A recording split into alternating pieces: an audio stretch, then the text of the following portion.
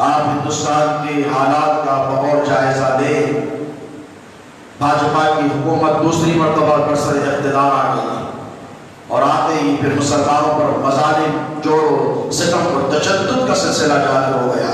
جس طرف دیکھیے مسلمانوں کو مارا اور پیٹا جا رہا ہے۔ آپ کس بات کے انتظار میں ہیں مجھے بتائیے؟ جھارکھنڈ کی سرزمین پر تبریز انصاری کو قتل کر دیا جاتا ہے، کفریہ کلمات اس سے کہلوائے جاتے ہیں، اس کے بعد بھی دل نہیں بھرتا ہے، اس کو اتنا مارا جاتا ہے، اتنا مارا جاتا ہے کہ وہ زخموں سے جان بچنے کی کوشش کرتا ہے اور مر جاتا ہے، شہید ہو جاتا ہے۔ اور ہماری بے حسی کا یہ عالم ہے کہ ہمیں تو کوئی فرق ہی نہیں پڑتا۔ اگرچہ کہ رسول اللہ صلی اللہ علیہ وآلہ وسلم نے ارشاد فرمایا کہ مسلمان کی مثال جسد واحد کی طرح ہے، جسد واحد کی طرح ہے۔ جس طرح جسم کے کسی حصے میں تکلیف ہوتی ہے، پیر پہ مار کرتی ہے تو سارا جسم اس کی تکلیف کو محسوس کرتا ہے، ٹھیک اسی طرح مسلمان کی مثال ہے۔ میرے نبی نے فرمایا کہ دنیا کے کسی بھی خطے میں اگر مسلمان کو تکلیف ہو رہی ہو تو تم اس وقت تک مسلمان نہیں جب تک کہ اس تکلیف کو محسوس نہ کرو۔ آج وہ احساس ختم ہو گیا ہے۔ کہاں سے ہم حکومت کریں گے دنیا پر؟ کہاں سے ہم سربلند رہیں گے؟ کہاں سے ہم سرفراز ہوں گے؟ نہیں ہو سکیں گے۔ یہ سلسلہ نہیں رکنے والا ہے۔ اگر ہم اسلامی تعلیمات سے انحراف کریں گے، اسلامی تعلیمات پر عمل نہیں کریں گے، بہت زیادہ گاڑی چیزوں پر عمل کرنے کی بات نہیں کرتا، 5 وقت کے صرف نمازی بن جائے آپ، ساری دنیا آپ کے قدموں میں رہے گی۔ حرام اشیاء سے بچ جائے آپ، ساری دنیا آپ کے قدموں میں رہے گی۔ حرام کھانے سے، حرام دیکھنے سے بچ جائیں، پھر کہہ رہا ہوں حرام کھانے اور حرام دیکھنے سے بچ جائیں، ساری دنیا آپ کے قدموں میں رہے گی، آپ حکومت کریں گے۔ آج مسلمانوں کی حالت زار جو ہو رہی ہے صرف ایک دو شخص ذمہ دار نہیں ہے، ساری امت ذمہ دار ہے۔ میں ذمہ داری سے کہتا ہوں، ہر فرد ذمہ دار ہے، ہر نوجوان ذمہ دار ہے۔ آپ تبریز انصاری کو شہید ہوتا ہوا دیکھیں تو اپنے آپ کے اندر، زمین کے اندر جھانکے کہ میں نے کیا گناہ کیا جو میرے بھائی کو یہ سزا دی گئی۔ یہ ہے اسلام میرے دوستو، یہ آپ کو محسوس کرنا پڑے گا، ورنہ یہ صورتحال رکنے اور تھمنے والی نہیں ہے۔ آج جھارکھنڈ میں ہوا، پہلو خان کے ساتھ راجستھان میں ہوا، جھارکھنڈ میں اب تک 22 مسلمانوں کو مار دیا گیا ہے 5 سال کے عرصے۔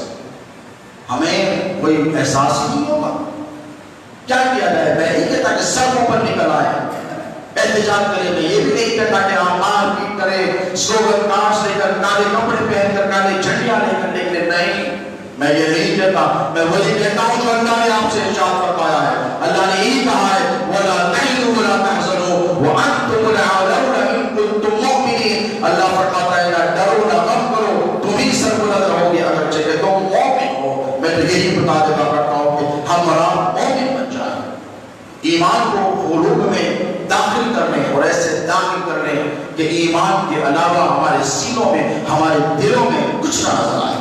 پریکٹیکل مسلمان بنے، پریکٹیکلٹی کریں۔ بڑے جلوس نکالے جاتے ہیں، میں بالکل اس کا مخالف ہوں۔ ابھی 4 مینار پر ہنگامہ آ رہا ہے، پولیس نے اٹھایا، پکڑ کر کیا حاصل ہوا؟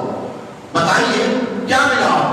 اس احتجاج سے سوائے اس کے کہ ہمارے گھروں میں پریشان بیٹھی ہے، آج پکڑ کر لے کر گئے کہ ہو سکتا ہے کہ پولیس گولیاں بھی چلا دے۔ حیدرآباد میں کیا ایسا نہیں ہوا ہے؟ بارہا ایسا ہوا ہے، احتجاجیوں پر گولیاں چلائی گئی۔ میں یہ نہیں کہتا، میں یہ کہتا ہوں کہ غمخوار بڑے امت میں، احتجاج سے کچھ ہونے والا نہیں ہے دوستوں۔ احتجاج ڈیموکریٹک طریقے سے کریے، تبدیلی لائیے۔ یہ احتجاج سے، یہ پروٹیسٹ ریلی سے کچھ حاصل ہونے والا نہیں ہے، تبدیلی لائیے۔ اپنے بھائی کے لیے تڑپیے، کوئی مسلمان پریشان حال ہے تو اس کے درد کو محسوس کیجیے۔ چیریٹی بگنز ایٹ ہوم، اپنے محلے سے کام شروع کیجیے، اپنے محلے کے غریب مسلمانوں پہ نگاہ کیجیے، ان کی ضروریات کو پورا کرنے کی کوشش کیجیے، اپنے اخراجات میں سے، اپنے خرچ میں سے کچھ بچائیے اور اپنے مسلمان بھائی کی امداد کیجیے، اس کی ضرورتوں کو پورا کیجیے۔ اور اگر آپ یہ کرنے میں کامیاب ہو جائیں گے تو یقین رکھیے کہ امت مسلمہ جسد واحد کی طرح ٹھہر جائے گی۔ اور جب آپ میں اتحاد اور اتفاق ہو جائے گا تو دنیا کی کوئی طاقت آپ پر حملہ اور نہیں ہو سکے گی، آپ کے بال بھی نہ نہیں کر سکے۔ میں نے رسول اللہ صلی اللہ علیہ وآلہ وسلم کی پیشن کو میرے آقا علیہ السلام صحابہ کی مجلس محفل میں بیٹھے ہوئے، اللہ کے رسول علیہ السلام نے فرمایا کہ آخری زمانے میں تم پر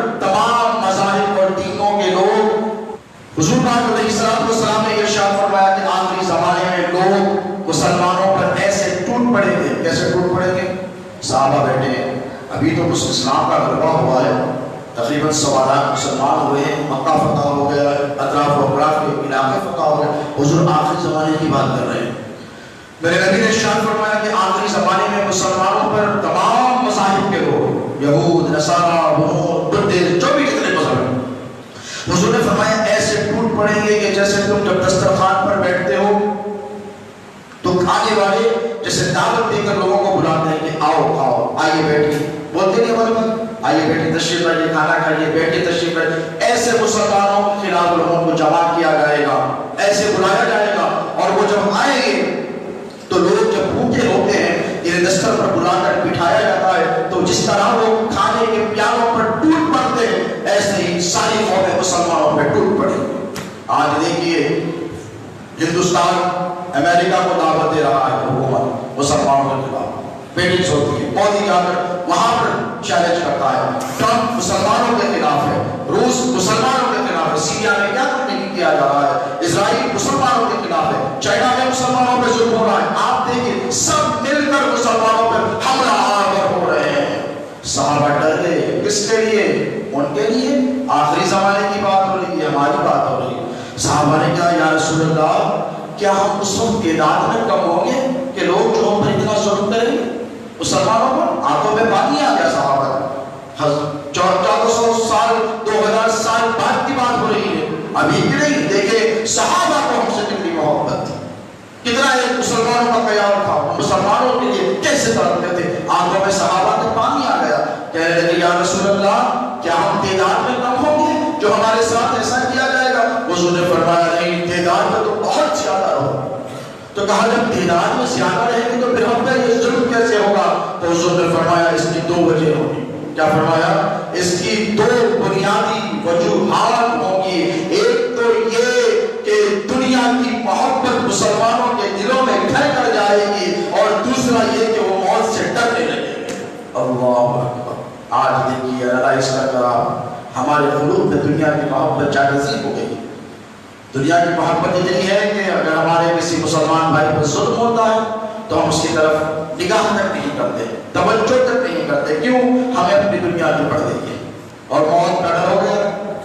ہم بولنے سے ڈر رہے ہیں, حق سننے سے ڈر رہے ہیں, حق محسوس کرنے سے ڈر رہے ہیں. تو اگر یہی صورتحال رہی تو دوستو وہ دن دور نہیں کہ جو راجستھان میں پہلو خان کے ساتھ ہوا, جو جھارکھنڈ میں تبریز انصاری کے ساتھ ہوا, وہی کہیں خدا نخواستہ حیدرآباد میں کسی مسلمان بھائی کے ساتھ نہ ہو جائے. آپ کو اتحاد کا مظاہرہ کرنا ہوگا, اتفاق کا مظاہرہ کرنا ہوگا, یہ مسلکی اختلافات کو ختم کرنا ہوگا, یہ فاتحہ درود کو حرام بولنا بند کرنا پڑے گا. آپ کو اگر کوئی بھائی آپ کے ساتھ آ کر نہیں ٹھہرتا, آپ کی نیاز و فاتحہ میں نہیں آتا, تو آپ کو اسے کافر مشرک بولنا بند کرنا پڑے گا. جب یہ یاد کرنے میں کامیاب ہو جائیں گے, جب آپ کا شیرازہ جو منتشر ہو گیا ہے, جو بکھر گیا ہے, اسے سمیٹ لیں گے, تو یاد رکھنا ہندوستان ہی نہیں ساری دنیا پر آپ کی حکومت ہے. بشرطے کہ آپ اتحاد اور اتفاق سے کام لیں, آپ متحد ہو جائیں. ہر وقت کے الگ الگ تقاضے ہوتے ہیں دوستو, ان تقاضوں کو آپ کو جاننا پڑے گا, انالائز کرنا پڑے گا.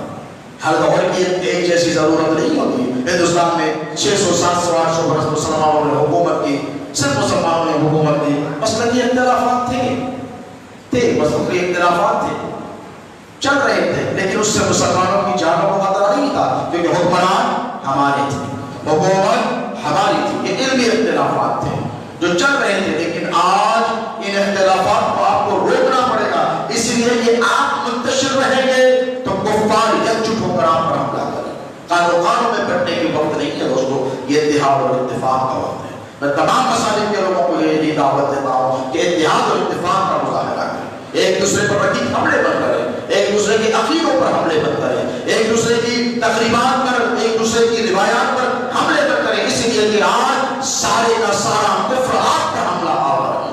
وہ یہ نہیں دیکھتا کہ مرنے والا سنی ہے, کہ دیوبندی ہے, کہ وہابی ہے, کہ فلاں ہے, کہ فلاں ہے, کہ شیعہ ہے. وہ تو صرف یہی دیکھتا ہے کہ مسلمان ہے. وہ آپ کو مسلمان سمجھ کر مار رہا ہے, اور آپ اپنے بھائیوں کو مسلمان نہیں سمجھتے. چھوٹی چھوٹی باتوں پر کفر کے فتوے دے دیے جاتے ہیں. مسلک اعتدال پر لانا پڑے گا اسلام کو، تبھی ہمارا کچھ ہو پائے گا۔ تشدد، بربریت، ظلم، یہ سب سارے سلسلوں کو مسلمانوں میں اپنے آپ کو پہلے بند کرنا پڑے گا۔ مسلکی تشدد کے سلسلے کو بند کرنا پڑے گا۔ تو کافر ہے، تو مشرک ہے، تو فلان ہے، تو فلان ہے، یہ سلسلے کو روکنا پڑے گا۔ کیا یہ بس نہیں کہ سب کے سب لا الہ الا اللہ محمد رسول اللہ پڑھنے والے؟ آج وقت کا تقاضا ہے، نہ سمجھو گے تو مٹ جاؤ گے ہندوستان والوں، یہ ہمارے لیے کہا گیا تھا، تمہاری داستان تک بھی نہ ہوگی داستان۔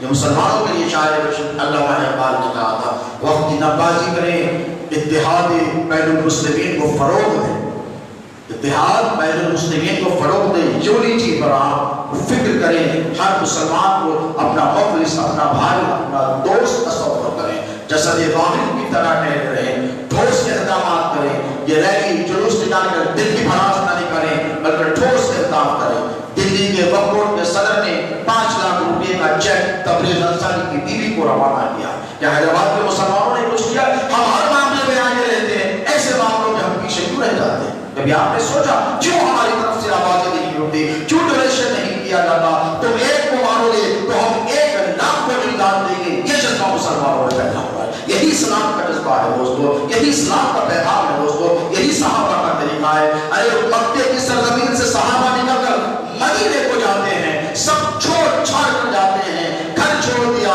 اپنی جائیداد چھوڑ دی، یہاں تک کہ بیویوں کو چھوڑ کر صحابہ نبی کے ساتھ ہجرت کر مدینے کو چلے جاتے ہیں، اور میرے نبی مسلمانوں کے درمیان ایسا جذبہ ہے، ایثار پیدا فرماتے ہیں، مدینے والوں کو دیکھ کر کہتے ہیں مکے والے سب چھوڑ کے آئے ہیں میری محبت کی خاطر، اللہ کی رضا کی خاطر، اور جو ان کی ضرورت کو پورا کرے گا۔ مدینے کے ایک صحابی کہہ کر کہتے ہیں یا رسول اللہ میرے 2 گھر ہیں، میں ایک گھر میرے اس مسلمان بھائی کو دے دوں گا۔